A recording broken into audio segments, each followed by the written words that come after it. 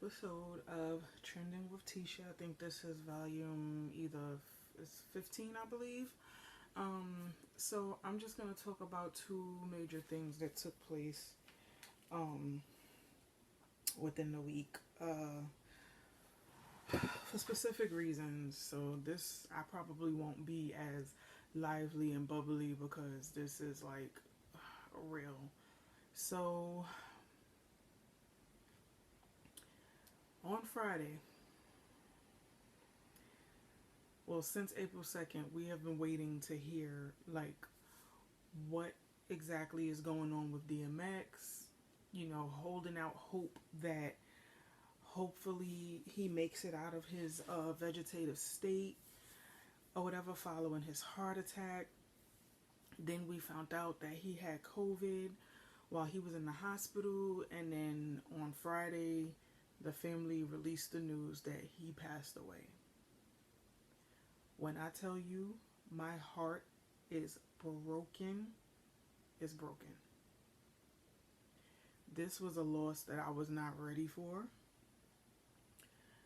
Me being from New York, I grew up on DMX.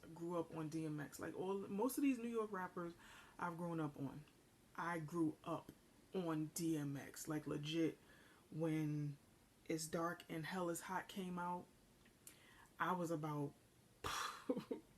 8, 9 years old somewhere. Had no business listening to that album, but I did. Because even though his music was rough and whatnot, it was relatable. And DMX was a bit of a prophet in a sense. He was a very flawed individual, as we know, as the years have gone by, but he never hid his struggle. He was a person who was all about the fight, and he would fight. He would, he even made the song Slipping. He would slip and he would fall, but he would say that he has to get up, like he has to fight. DMX was a fighter. He no matter what that man went through, he fought. And I've been a fan since I was 8 or 9 years old. Like It's Dark and Hell is Hot is my favorite album by him. My favorite song on there by him is I Can Feel It. Because he's really speaking about his struggle and his pain and everything in that song. And I love that song strictly because of the message, and I love the sample. He sampled Phil Collins In the Air Tonight. So to lose DMX, that's a big ass void in the industry, because this man had plans on going, I think he was going on tour. He had just did the verses with Snoop Dogg, and I think he had a movie coming out, or if it came out already. I have been so numb since Friday. Like, it's ridiculous. Like, his death has been weighing heavy on me. Like, his death hit me the same way Kobe's death hit me, the same way Left Eye's death hit me, the same way Michael Jackson's death hit me, the same way Whitney Houston's death hit me, the same way Left Eye's death hit me, Aaliyah, Selena, the list goes on and on. Biggie, Tupac. The way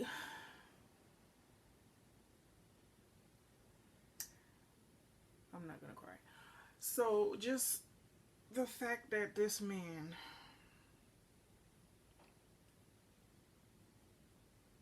has been fighting demons since he was a child, and he still made time to pray and walk in his faith, even though he wasn't perfect. I applaud him. And I just pray to God that his soul is at peace, because he deserves it. If anybody deserves peace, he deserves peace, because he's been through a lot.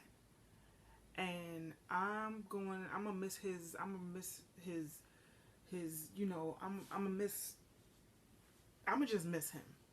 I'ma miss his, well, I'm not gonna say I'm gonna miss his music, because I'm gonna still blast his music, but it's gonna hit different. It's gonna hit so different listening to his music now. It's so crazy. Like, legit, just a year or so ago, you know, people were doing the DMX challenge where they were doing like different looks to what y'all want, and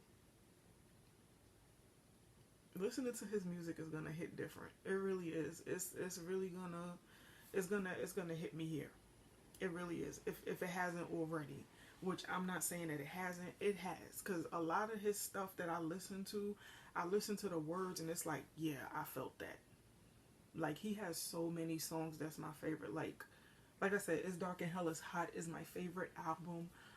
The intro, just off the intro alone, if y'all have never heard It's Dark and Hell is Hot, listen to that album.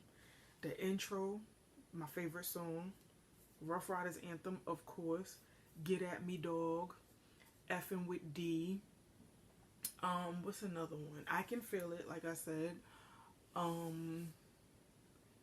Slip, I don't think Slippin's on that song. But he had quite a few that I like. Slippin' is one of my favorites. Where the hood at? That's my jam. What else? I Miss You. How's It Going Down? Who We Be. That is my song. Who We Be is my song. What's My Name?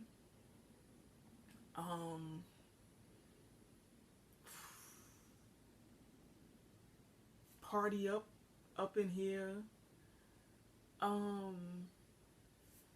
He has so many hits, and I'm going to miss the hell out of him. I'm gonna miss him.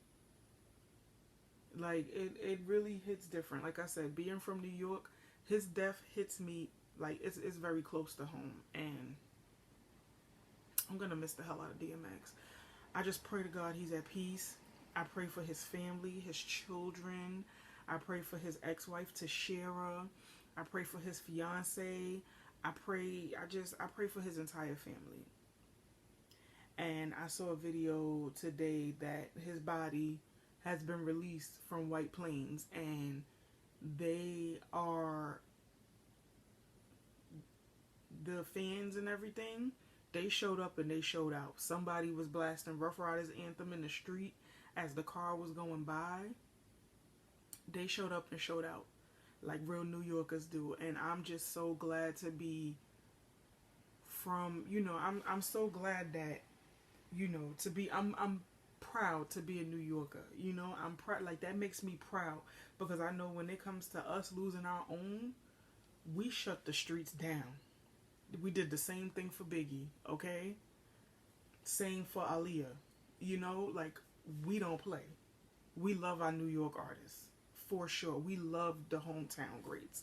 So DMX death really broke my heart, and I just pray, Dark Man, I pray you are at peace, because you deserve it.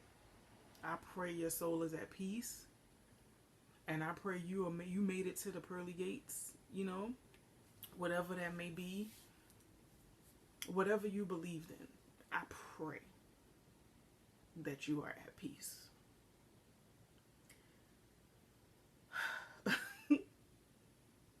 This whole video is going to be very tough for me to do, because, like, the topics are just very dark. And I'm only doing 2 topics, because I can't sit here and I can't do 4 of them. I'm only doing 2. So the following thing that I watched tonight was, and I shouldn't have, was the body cam footage of Daunte Wright being killed.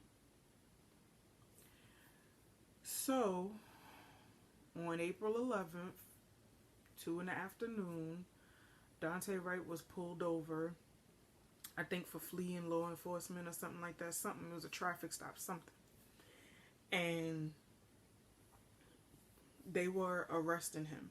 it was a male cop, was arresting him, and I think he attempted to like resist arrest and jump back in the car, and then you hear the female officer say, "Tase him, taser, taser, taser," like that. Instead of pulling out the taser, she pulled out her gun and shot him. He drove off, but because he was shot, he crashed his car into I think cement or something. I can't really remember. And he died at the scene. So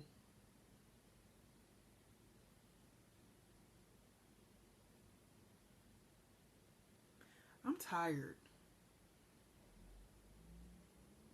I'm tired of hearing these stories. I'm tired of I'm tired. I'm tired. We just protested, had riots, everything for George Floyd. Now currently the trial for George Floyd, for I'm not even going to say George Floyd, because George Floyd is not on trial. Derek Chauvin is. And the thing that's bugging me out about this whole trial is, why do we need a trial for a murder that the world witnessed? What kind of backward shit is that? Like, I'm tired. I am tired. I'm tired.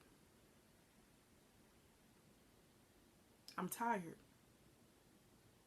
How do you accidentally, and the officer, I guess the police chief of Minnesota, I don't know, he said that the cops are trained to have their firearm on their dominant side and their taser on their weaker side.